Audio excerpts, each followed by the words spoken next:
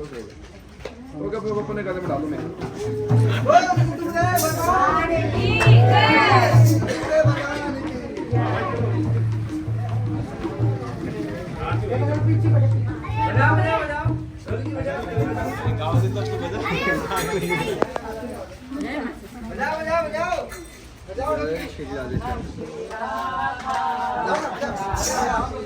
क्या हाल है? अब बोल दो आजा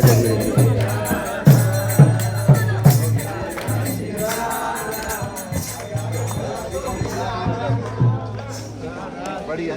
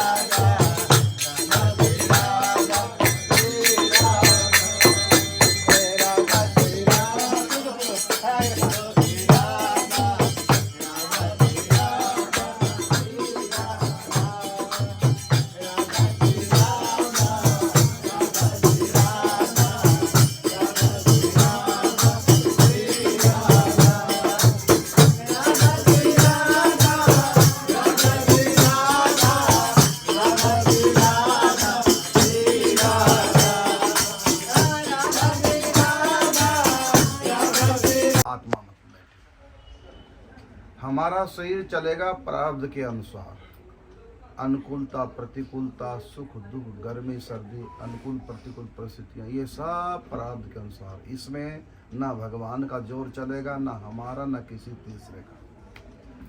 समय समय पर दुख भी आएंगे, समय समय पर सुख भी आएंगे, समय समय पर अनुकूलता भी आएगी, समय समय पर प्रतिकूलता आएगी। यदि भगवान का जोर चलता तो किसी भी महापुरुष को कभी कोई कष्ट न होता। भगवान के होते हो सकता कष्ट, लेकिन सब महापुरुषों, सतयुग से वर्तमान का इतिहास उठा के देख लो, सब संत महापुरुषों ने सुख भी पाए हैं और इस संसार से दुख भी पाए हैं। कारण क्या? क्योंकि यहाँ ना भगवान की चलेगी ना हमारी आपकी चलेगी। यदि हमारी आपकी चलती हम सब सुखी हो जाते, लेकिन हमारी नहीं चलती। भगवान की चलती तब भी सुखी हो जाते, क्योंकि भगवान तो सुख स्वरूप है, लेकिन भगवान की भी नहीं चलती। किसकी चलेगी? चलेगी हमारे प्रारब्ध की। ये शरीर है हमारे प्रारब्ध के अधीन। समय समय पर सुख भी आएगा, बचपन जवानी बुढ़ापा भी आएंगे, रोग भी आएंगे, अनुकूल प्रतिकूल परिस्थितियाँ, मान अपमान, सर्दी गर्मी, सब कुछ होता चलेगा। इसमें किसी का कोई जोर चल ही नहीं सकता। ये हो गया शरीर को लेकर के। इसलिए लिखा गुरु तेग बहादुर गुरु नानक देव जी कहते हैं कि अनहोनी होनी नहीं, होनी होए सो होए। कहता जो नहीं होगा वो होगा ही नहीं, लाख कोशिश कर लो, और जो होना है वो टलेगा नहीं, लाख कोशिश कर लो। कहते फिर इधर क्यों दिमाग खराब करें, जब होना ही है जो, या नहीं होना तो नहीं होना, हमारे करने से कुछ नहीं, होगा तो होगा, हमारे रोकने से कुछ नहीं। तो अनहोनी होनी हो, अनहोनी होए नहीं, होनी होए सो होए।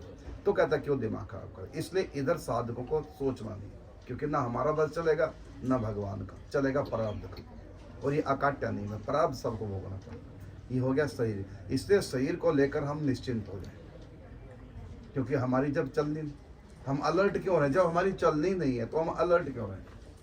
हम यहाँ से छलांग लगा के चंद्रमा पे नहीं पहुँचेंगे, नहीं पहुँच सकते। इसलिए आज तक किसने छलांग लगा के देखा भी नहीं कि पहुँचते कि नहीं पहुँचते। क्यों नहीं देखा? पता कि जब पहुँच ही नहीं सकते तो एक्सपेरिमेंट करने का मतलब ही नहीं। तो ये तो हो गया शरीर को लेकर। इसलिए शरीर को लेकर सब निश्चिंत हो जाओ आज से। दूसरा, अब रहा सुख शमशीर। ये प्रारब्ध से नहीं चलता और ये भगवान की इच्छा से भी नहीं चलता। यहाँ भी दोनों की नहीं चलेगी। यहाँ किसकी चलेगी? हमारे संस्कारों की। जिसका जैसा स्वभाव है कोई नहीं उसको कर सकता, चाहे भगवत प्राप्ति भी क्यों ना हो जाए। जब तक हम प्रकृति में हैं तो प्रकृति के रूल इस मन के ऊपर लागू होंगे, क्योंकि मन प्रकृति से बना है, भगवान से नहीं बना। ये किसके अधीन है? ये प्रारब्ध के अधीन नहीं है। मन को प्रारब्ध के अनुसार सुख दुख नहीं मिलते, सुख दुख मिलते हैं शरीर को। तो सुखी दुखी मन होता है संस्कारों के हिसाब से। मीरा के पति की मृत्यु हो गई, वो दुखी नहीं हुई, क्योंकि दुखी होने का उसका संस्कार था ही नहीं। और आम व्यक्ति का भला चंगा पति तभी लड़ लड़ के परेशान है पति से। भगवान करे अगले जन्म में तो ना मिले कम से कम। इतने दुखी लोग पति से, पत्नी पत्नी से। तो जो पति की मृत्यु दुखदाई होती है नौजवान स्त्री के लिए, वही पति की मृत्यु मीरा के लिए दुखदाई नहीं हुई। पिता का प्यार मिलना चाहिए बचपन में, लेकिन प्रहलाद को इतना से भी प्यार नहीं मिला पिता का, तब भी वो नाचते रहे। पत्नी के मरने पर घर सुनसान हो जाता है, लेकिन पत्नी मरी नरसिंह भगत की, भलो भयो मेटो जंजाल, प्रेम सो बसे श्री गोपाल। इसका मतलब ये हुआ कि मन का सुखी होना या दुखी होना ये उसके संस्कारों पर आधारित है, न कि प्रारब्ध पर। यदि प्रारब्ध पर आधारित मन होता, प्रारब्ध के अनुसार यदि मन चलता, तो मीरा कभी नाच नहीं पाती, क्योंकि मीरा के जीवन में दुख ही दुख आए। तो इसका अर्थ ये हुआ कि मन कभी भी प्रारब्ध के अनुसार नहीं चलता है। किसके अनुसार चलता है? हमारी इच्छा से भी नहीं चलता। ये चलेगा संस्कारों से। जिसके जैसे संस्कार हैं वो संस्कार उसको वहाँ वही काम करेंगे, जैसे जिसके संस्कार। तो यहाँ हमारी आपकी नहीं चल, यहाँ चलेगी संस्कारों की। अब रही बात हमारी अपनी, हम ना तन है, हम ना मन है। हम कौन है? हम है आत्मा। अब सुनो भाई, डिस्टर्ब ना करो। हम है आत्मा। हमारे ऊपर किसका शासन है? आत्मा के ऊपर। इसमें चलेगी हमारी भी और इनकी भी। यहाँ हम पूरे स्वतंत्र हैं। इस जगह पर हम पूर्ण स्वतंत्र हैं। धर्म, अर्थ, काम, मोक्ष। तो इसमें अर्थ और काम ये दो प्रारब्ध के अनुसार शरीर को मिलेंगे। अर्थ और काम। अर्थ का मतलब सुख सुविधाएं, वस्तु। अर्थ का मतलब वस्तु, सुख की वस्तु। लेकिन सुख की वस्तु तो मिलेगी प्रारब्ध के अनुसार, उसका भोग भी हम प्रारब्ध के अनुसार ही कर पाएंगे। मान लो वस्तु ज़्यादा मिल गई लेकिन भोग कम करेंगे, जैसे मिठाइयाँ मिल गई लेकिन शुगर का रोग है, तो मिठाई मिली प्रारब्ध के अनुसार, और भोग भी प्रारब्ध के अनुसार करेंगे, जितना लिखा उतना करेंगे, ज़्यादा नहीं कर पाएंगे। इसको बोलते हैं अर्थ और काम। अर्थ का मतलब सुख का समान और काम का मतलब उसके भोग। तो अर्थ और काम ये दोनों हमारे हाथ में नहीं है, प्रारब्ध के हाथ में है, ना भगवान के हाथ में, ना हमारे हाथ में, ना तीसरे के, ये हाथ में है प्रारब्ध के। अर्थ और काम मतलब सुख की सुविधा समान और सुख उसका उपभोग करना, ये दोनों है भाग्य के अधीन, इसलिए इधर बिल्कुल भी परेशान नहीं होना।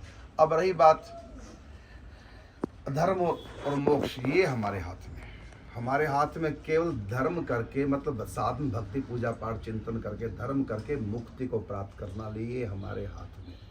तो हमारे हाथ में जो है वही काम करो जो हमारे हाथ में, जो हमारे हाथ में नहीं उधर से मन हटा दो। तो हमारे हाथ में क्या है, 4 पुरुषार्थ, धर्म अर्थ काम मोक्ष। तो काम और सुख मतलब अर्थ ये प्रारब्ध के अधीन है, धर्म करके मोक्ष को पा लेना ये हमारे अधीन है। धर्म करके भजन करके तो हमारा ध्यान पूरी एनर्जी किधर जानी है, धर्म करके मोक्ष को प्राप्त कर लेना। यदि धर्म करके मोक्ष की प्राप्ति की तरफ ध्यान न होकर हमारा अर्थ और काम की तरफ ध्यान है, हम आत्महत्यारे हैं, बहुत बड़ा अपना हानि कर रहे हैं।